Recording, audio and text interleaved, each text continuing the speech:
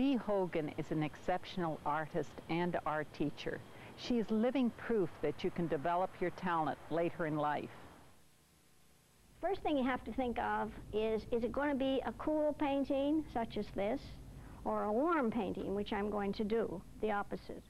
A painting should either be cool or warm. I like to draw and paint in an amateur way all my life, but I had a large family, 5, and when my youngest was 12, my husband and I talked about it, and I thought, it's my time now. So, 1968, when I was 48, I enrolled in the Montreal Museum of Fine Arts, and I took a course, an experimental course for 1 year, and liked it so well that I signed up for their 3-year diploma course, which I finished in 1971. And with my diploma, it opened up a lot of doors for me that were quite unexpected about teaching. Now here, behind on the board, I have a simple diagram that may help you design it. This is for a vertical painting. And in a vertical painting, it's a little more difficult. What was the reaction of your family to you going back to school? There was mixed reactions. My husband was really very supportive, and he agreed to the tuition costs, and he said that he would manage to drive me to class. It was 5 days a week, you know.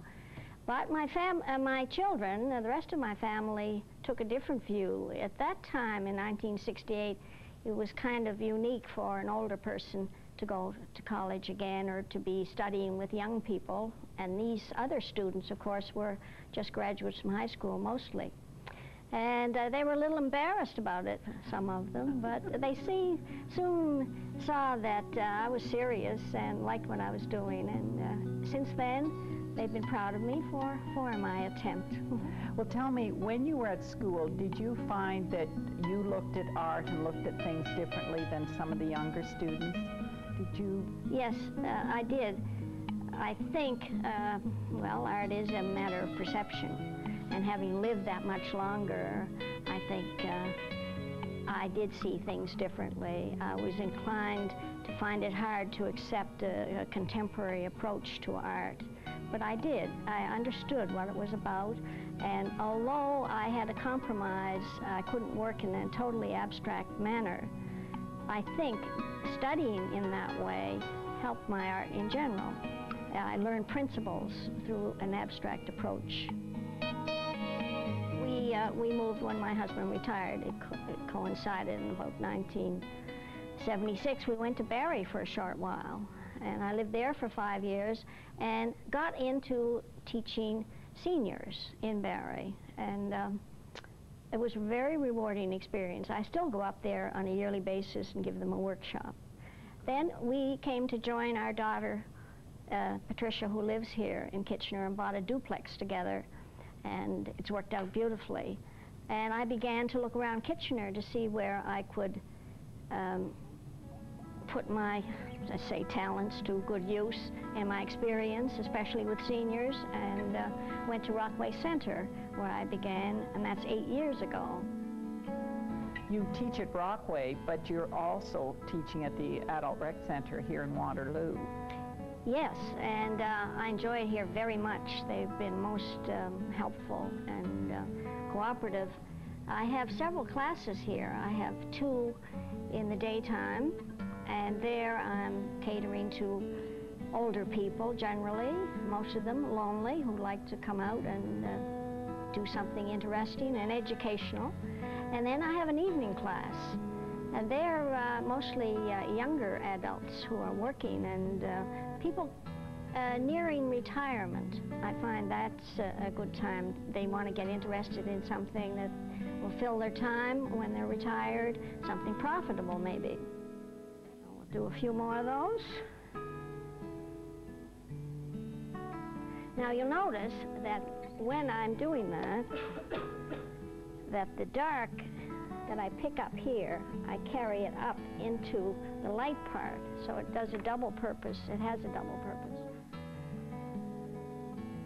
I have probably half beginners and half of those who have had experience.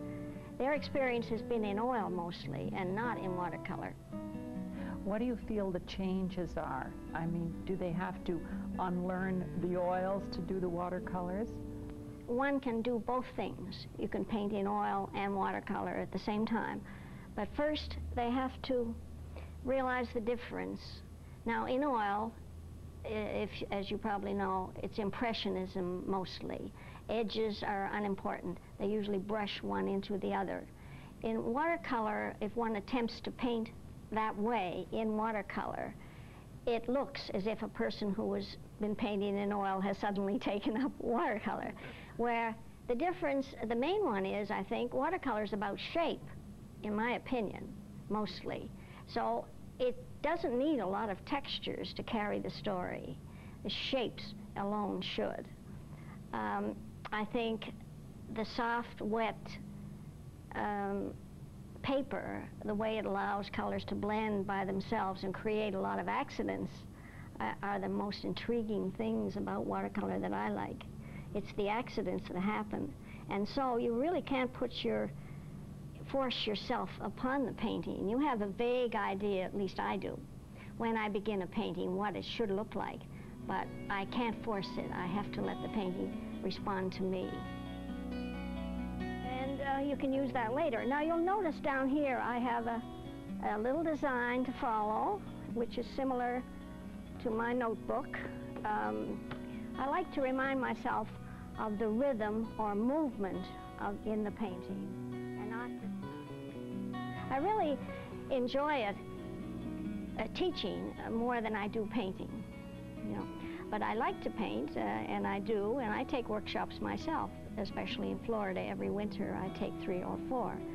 So there I have an opportunity to bring back new techniques to share with my students. I took one of your classes and I enjoyed it so much, a workshop, a day-long workshop. But what I find was intriguing too was the fact that you threw in your philosophy of life. I hadn't realized, you know, that. Well, any case, I've lived a long time, you know. This might be a good time to bring it up. I'm 72 now. And I feel my ambition is that I'm going to be the oldest living art teacher in Kitchener-Waterloo area. Bea, you not only teach art, I understand that you're into other teaching this year, the dancing. Well, yes, you know, I tell you this, when I was 70, I took up tap dancing in Florida.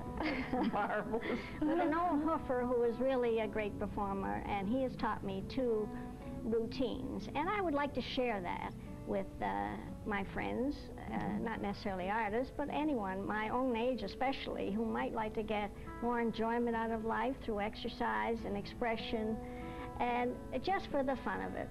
I also like line dancing, and I hope to contribute to that this fall and do some teaching in that direction. And so you have how many classes a week in art? Well, in October beginning, I will have 5 classes, 4 in the daytime, 1 evening class. And then you're going to be teaching dancing. And dancing 1 other class, which leaves me Friday to recuperate.